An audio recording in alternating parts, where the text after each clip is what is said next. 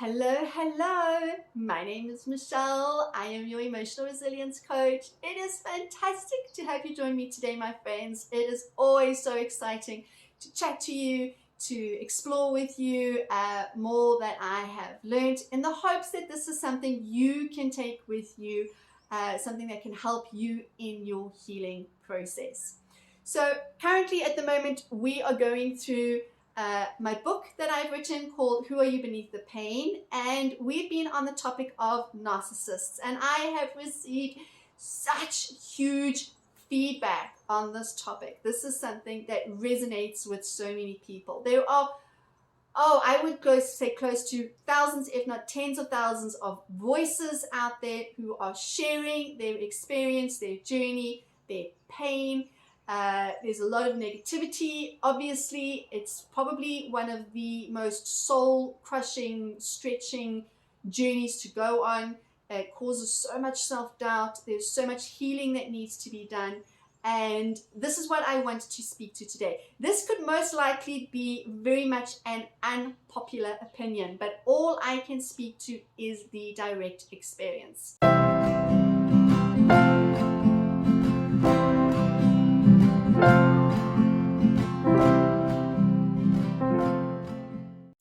Now, I grew up with a narcissistic stepfather who was cruel, to say the least.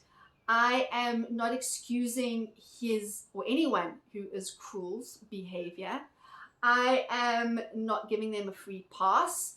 I am not giving them a thumbs up. I am in no way saying in any way or form that what they do and how they behave and how they show up is okay.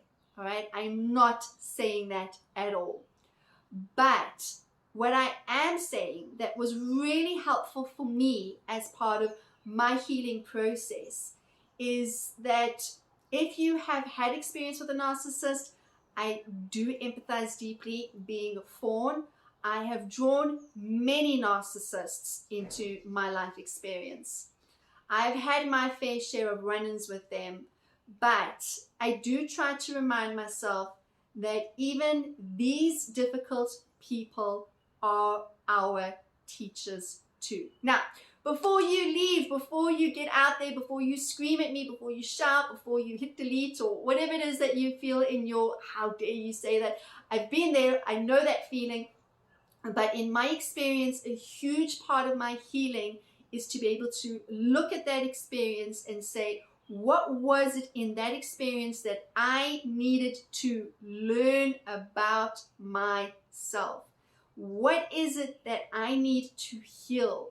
What is it that I need to know and understand and grow through, right?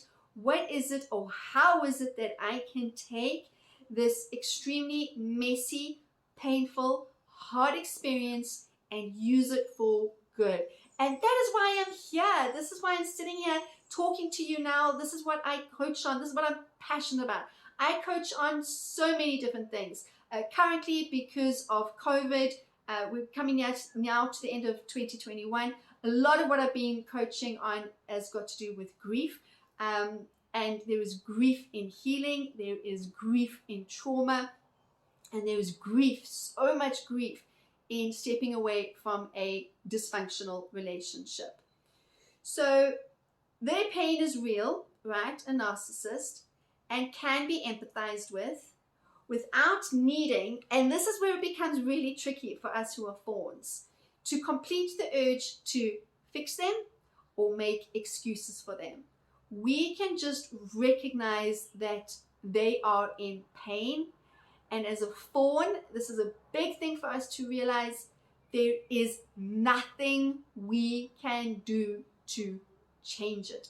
We cannot heal them. We cannot fix them as much as we want to. We cannot even carry their pain for them. This is something that a narcissist is going to have to one day sit with. And I've watched it. Life puts them eventually in places where they have no choice but to deal with the pain that they have and the pain that they have sown, right? So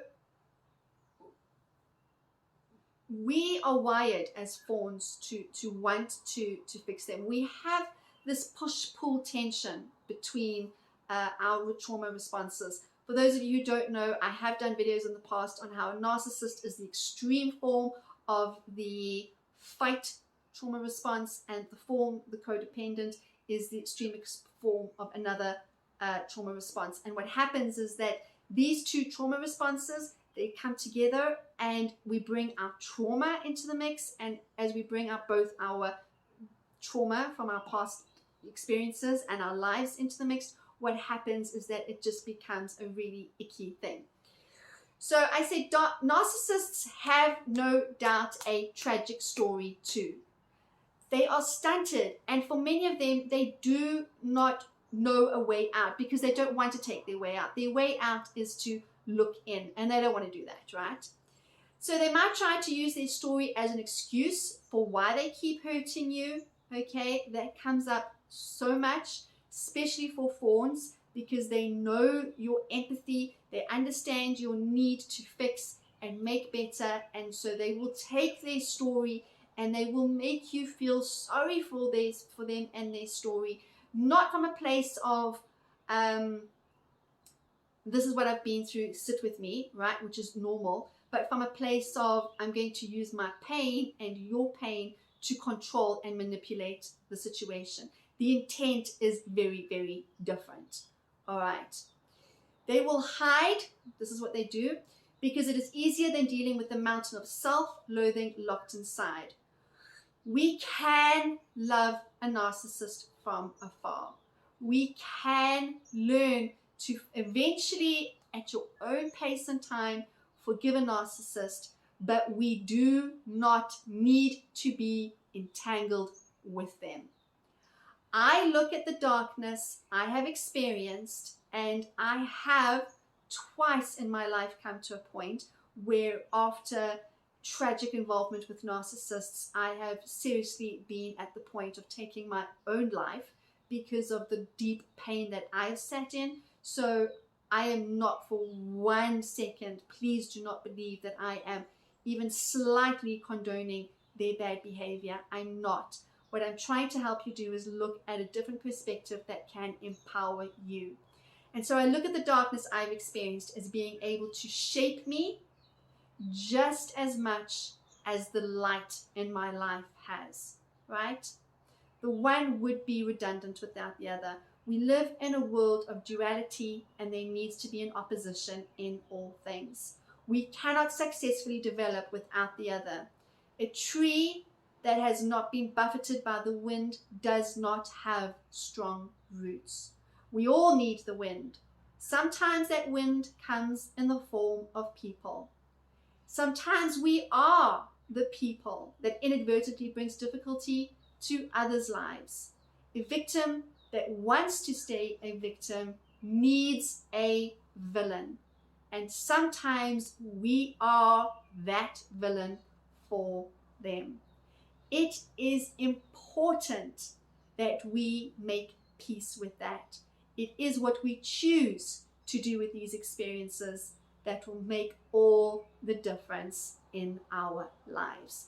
Getting to the point of forgiveness, being able to let go and lean deeper into our healing is for us. It's for those around us who we love, our families. It's so that we can have lives where we thrive and do not just try and survive. We are all victims to something or someone, and we have all learned ways to cope, to survive. What worked when we were children, we carried in on our lives, the narcissist included.